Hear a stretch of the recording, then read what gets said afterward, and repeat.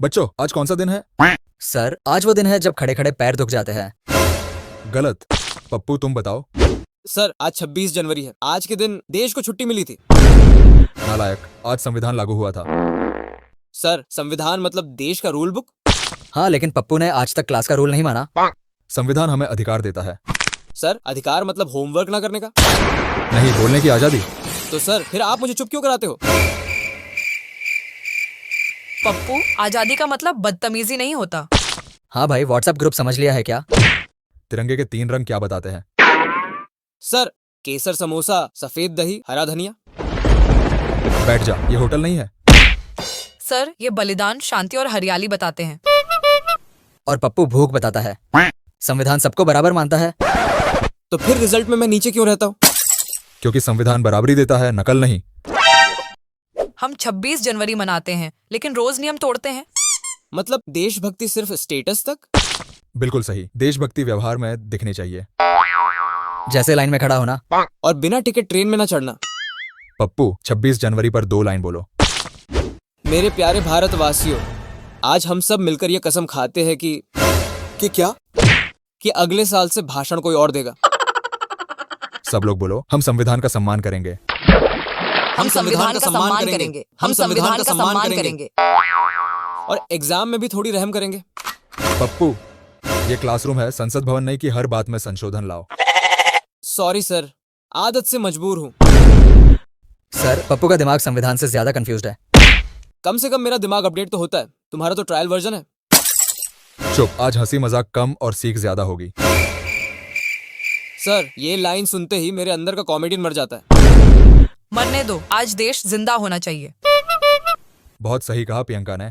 आज सवाल ये नहीं है कि हमने संविधान पढ़ा या नहीं, सवाल ये है कि हमने उसे जिया या नहीं। सर, जीने के लिए खाना भी जरूरी होता है। विषय से बाहर मत जाओ। सर, पेट भी तो देश का हिस्सा है। बंटी, बताओ संविधान हमें क्या देता है? अधिकार सर, और बोलने की आजादी। सर, बोलने की आजादी तो मिल गई, पर चुप रहने का ऑप्शन किस चैप्टर में है? पप्पू, सॉरी सर, संविधान से सवाल पूछना भी अधिकार है ना? बिल्कुल, लेकिन बेहुदे सवाल नहीं। तब तो आधा देश फेल हो जाएगा सर। ठीक है, आज क्लास में देशभक्ति का लाइव डेमो होगा। सर, टिकट लगेगा क्या? नहीं। तब तो भीड़ कम होगी। मान लो क्लास के बाहर लाइन लगी है। मैं सबसे आगे खड़ा हो जाऊंगा। नहीं, जो पहले आया वही पहले जाएगा। और जो देर से आया वो पीछे से घुस जाएगा, इंडियन स्टाइल। यही तो समस्या है। हम तिरंगे को सलाम तो करते हैं, लेकिन नियमों को धक्का दे देते हैं। सर, सच्ची बात बोलूं, आज पहली बार बोलो। हम देश से प्यार करते हैं, बस देश के नियमों से थोड़ा डरते हैं।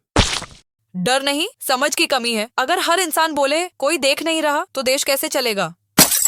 सही कह रही है। मैं कल ही सड़क पर कचरा फेंकने वाला था, फिर याद आया कोई वीडियो बना लेगा। देखो सर, डर का भी फायदा है।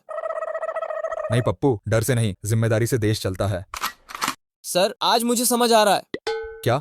देशभक्ति मतलब सिर्फ 26 जनवरी को सफेद कुर्ता पहनना नहीं, बल्कि 27 जनवरी को भी नियम मानना। ओहो, पप्पू में सुधार।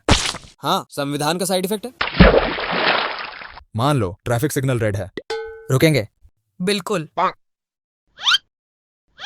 अगर पुलिस ना हो तो? तब भी रुकेंगे। यही तो मुश्किल है सर। हम नियम आदमी देखकर मानते हैं, नियम देखकर नहीं। और यही सोच देश को पीछे खींचती है। सर, एक बात पूछूं? पूछो। अगर हर आदमी सुधर जाए तो नेता अपने आप सुधर जाएंगे क्या? शायद नहीं, लेकिन तब नेता मजबूर हो जाएंगे सुधरने पर। मतलब शुरुआत हमें ही करनी होगी। बिल्कुल। सर, आज मैं कसम खाता हूँ। क्या?